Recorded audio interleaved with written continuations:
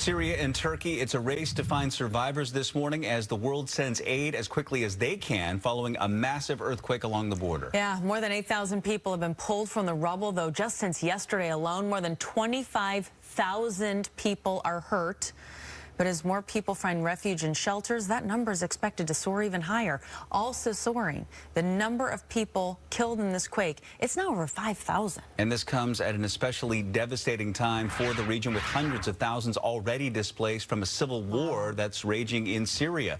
Meantime, in Turkey, the nation's president has now declared a 3-month state of emergency. Meantime, back on the ground, freezing weather and aftershocks are hampering rescue efforts. I mean, it's just one thing after another here. So we're joined now by our Abby Acone. And Abby, you're speaking with an expert this morning that's putting this quake into perspective for us here. Good morning. Yeah, this is very high impact, right? So we're very concerned about what's happening in Syria and Turkey, and also wanting to best understand our own vulnerabilities to earthquakes and tsunamis here locally. And so I do want to bring in Dr. Tobin, director of the Pacific Northwest Seismic Network.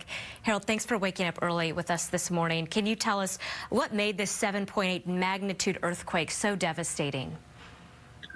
Well, first of all, it's simply a very large earthquake. 7.8 in a continental area, in a populated region like this, is a really, fortunately, very rare event on Earth, not just in Turkey alone.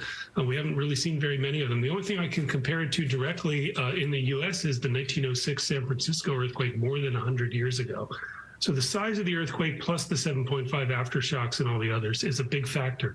But the second big factor is just that in a populated region, it also struck an area where, unfortunately, there's a sort of patchy building standards that have led to a lot of buildings that really were just not up to the shaking and therefore collapsed. And that's why we've seen so much devastation. And I wanted to ask you a follow-up question on that and kind of pull a comparison for us here locally.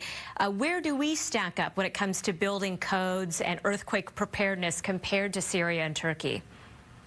Yeah, well, look, we are somewhat better prepared for an earthquake of the same sort of magnitude here in our region, but that should not make us complacent. We have a long way to go as well.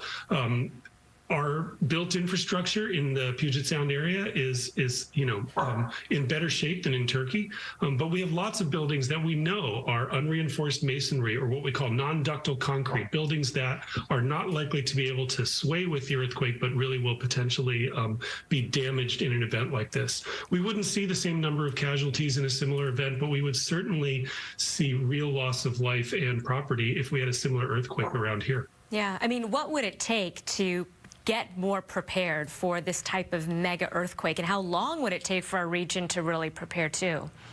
Yeah, there's certainly a big task ahead of us after this wake-up call that we see in Turkey. We know that there's an inventory of substandard buildings in our area. You can look them up online, unreinforced masonry buildings in the Seattle region, and you'll find that there are thousands, literally, and including, unfortunately, we have a number of substandard school buildings in the state of Washington. The legislature actually addressed that with some new funding last year. That's the beginning, but really only the beginning, of seismic retrofit or reconstruction of buildings.